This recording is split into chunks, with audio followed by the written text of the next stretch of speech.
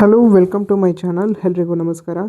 ನೋಡಿ, ನೆನ್ನೆ night notification ಆಗಿದೆ ಪಿ ಸಿದು ಸಿವಿಲ್ದು. ಸೊ ಇಲ್ಲಿ ಯಾವ್ಯಾವ್ರಿಗೆ ಇಷ್ಟೆಷ್ಟು ಪೋಸ್ಟ್ ಇದ್ದಾವೆ ಅಂತ ಹೇಳ್ಬಿಟ್ಟು ಇಲ್ಲಿದೆ ನೋಡಿ.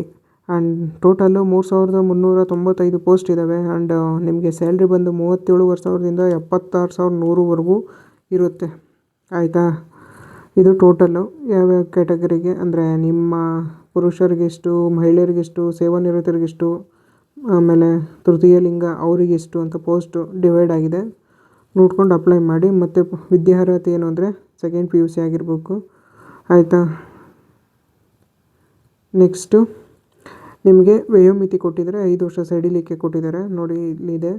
ಜನರಲ್ಗೆ 33 ವರ್ಷ, SC ST ಮತ್ತು ಪ್ರವರ್ಗ 1, 2, 3, 3A 2B ಅವ್ರಿಗೆಲ್ಲ 35 ಇಯರ್ಸ್ ಕೊಟ್ಟಿದ್ದಾರೆ. ಆ್ಯಂಡ್ ಮತ್ತು ಕರ್ನಾಟಕ ಅರಣ್ಯ ಪ್ರದೇಶಗಳಲ್ಲಿ ವಾಸಿಸುತ್ತಿರುವ ಬುಡಕಟ್ಟು ಅಭ್ಯರ್ಥಿಗಳಿಗೆ 38 ವರ್ಷ.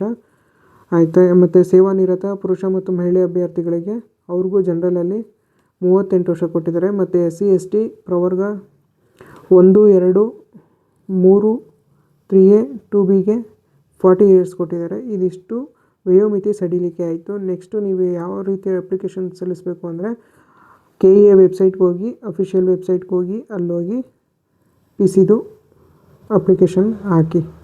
ಆಯಿತಾ? ನೆಕ್ಸ್ಟು ನಿಮ್ಗೆ ಯಾವಾಗ ಅಪ್ಲಿಕೇಶನ್ ಹಾಕೋದಕ್ಕೆ ಓಪನ್ ಆಗುತ್ತೆ ಅಂದರೆ 8/6/2026. ಲಾಸ್ಟ್ ಡೇಟ್ ಬಂದು 3/7/2026.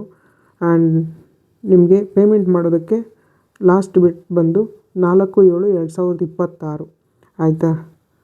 ಮತ್ತು ನಿಮ್ಮ ಸ್ಯಾಲ್ರಿ ನೋಡಿ ಈ ಥರ ಇದೆ.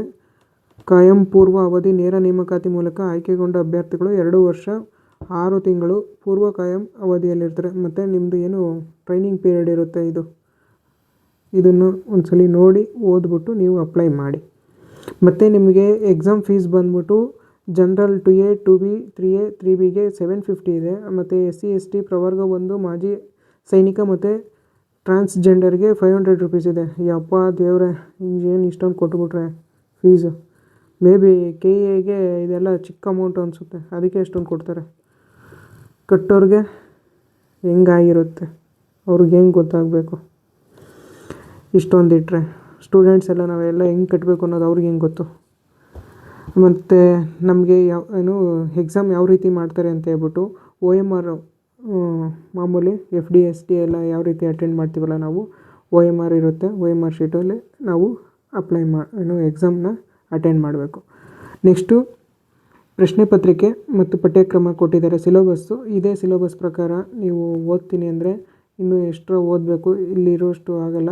ಪೂರ್ತಿ ಕಂಪ್ಲೀಟು GK ಫುಲ್ ಪೇಪರ್ ಏನು FD ಓದಿದ್ರೆ ನೀವು ಕಂಪ್ಲೀಟಾಗಿ ನಿಮ್ಮದು ಜಾಬ್ ಆಗೋ ಚಾನ್ಸಸ್ ತುಂಬಾ ಇರುತ್ತೆ. ಚೆನ್ನಾಗಿ GKನ ಕರೆಕ್ಟಾಗಿ ಒಂದು ಚಾಪ್ಟರ್ ಬಿಡ್ದಂಗೆ ಫಸ್ಟು ಕೋರ್ ಸಬ್ಜೆಕ್ಟ್ನೆಲ್ಲ ಮುಗಿಸ್ಕೊಬಿಡಿ. ಆಯಿತಾ?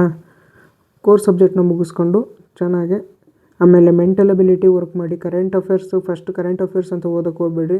ಫಸ್ಟು ನೀವು ಕೋರ್ ಸಬ್ಜೆಕ್ಟ್ನ ಮುಗಿಸ್ಕೊಂಡ್ರೆ ಆಮೇಲೆ ಮೆಂಟಲ್ ಅಬಿಲಿಟಿ ವರ್ಕ್ ಮಾಡಿ ಅದರಲ್ಲಿ ಫಿಟ್ ಆದರೆ ಅರೌಂಡ್ ನೀವು 70 ತನಕ ರೀಚ್ ಆದ್ರೂ ಆಮೇಲೆ ಲಾಸ್ಟಿಗೆ ನೀವು ಕರೆಂಟ್ ಅಫೇರ್ಸಲ್ಲಿ ಓದ್ತೀನಿ ಅಂದರೆ ಏನೋ ಒಂದು ಚಾನ್ಸ್ ಇರುತ್ತೆ. ಆಯಿತಾ?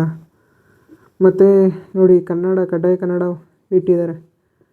ಅದು ಎಕ್ಸಾಮ್ ಡೇಟ್ ಯಾವಾಗ ಅಂತ ಗೊತ್ತಿಲ್ಲ. ಬಟ್ ಲಿಖಿತ ಪರೀಕ್ಷೆ ಮಾಮೂಲಿ ಇದು ಏನು GK ಪೇಪರ್ದು 2/8/2026 ಬೆಳಗ್ಗೆ 10:30ರಿಂದ 12 ಗಂಟೆವರೆಗೂ ಇದೆ. ಇದು ನಿಮ್ಮ ಎಕ್ಸಾಮ್ನ ಟೈಮ್ ಟೇಬಲ್ಲು ಮತ್ತು ಸಿಲೆಬಸ್ಸು ಏನು ಓದಬೇಕು ಅಂತ. ಆ್ಯಂಡ್ ನೆಗೆಟಿವ್ ಇದೆಯಾ ಅಂದರೆ ಎಸ್ ನೆಗೆಟಿವ್ ಇದೆ, ನೋಡಿಕೊಂಡು ಆನ್ಸರ್ ಮಾಡಿ.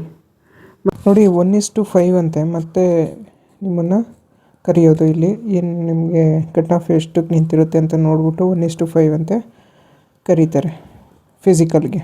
ನೋಡಿ, ಇದು ಫಿಸಿಕಲ್ ಟೆಸ್ಟ್ನು ಏನು ಬಾಡಿ ವೆಯ್ಟ್ ಎಷ್ಟಿರಬೇಕು, ಹೈಟ್ ಎಷ್ಟಿರಬೇಕು ಅಂತ ಕೊಟ್ಟಿದ್ದಾರೆ. ಸೊ ನೀವು ಅಪ್ಲಿಕೇಶನ್ ಹಾಕೋದಕ್ಕೂ ಮುಂಚೆಗೆ ಈ ಹೈಟು ಮತ್ತು ಈ ವೆಯ್ಟ್ ಜಾಸ್ತಿ ಇದ್ದರೂ ಏನು ತೊಂದರೆ ಇಲ್ಲ. ಬಟ್ ನೀವು ರನ್ನಿಂಗ್ ಮಾಡೋದಕ್ಕೂ ಜಂಪಿಂಗು ಏನಾದರೂ ಇದ್ದರೆ ಅಲ್ಲಿ ಪ್ರಾಬ್ಲಮ್ ಆಗುತ್ತೆ. ಸೊ ನಾರ್ಮಲ್ ವೆಯ್ಟ್ ಒಂದು ನಿಮ್ಮ ಹೈಟಿಗೆ ನಾರ್ಮಲ್ ವೆಯ್ಟ್ ಎಷ್ಟಿರಬೇಕು ಅಂತ ಹೇಳಿ ಚೆಕ್ ಮಾಡಿಬಿಟ್ಟು ಅಷ್ಟಿರಿ. ಒಳ್ಳೆ ಫುಡ್ ತಿನ್ನಿ.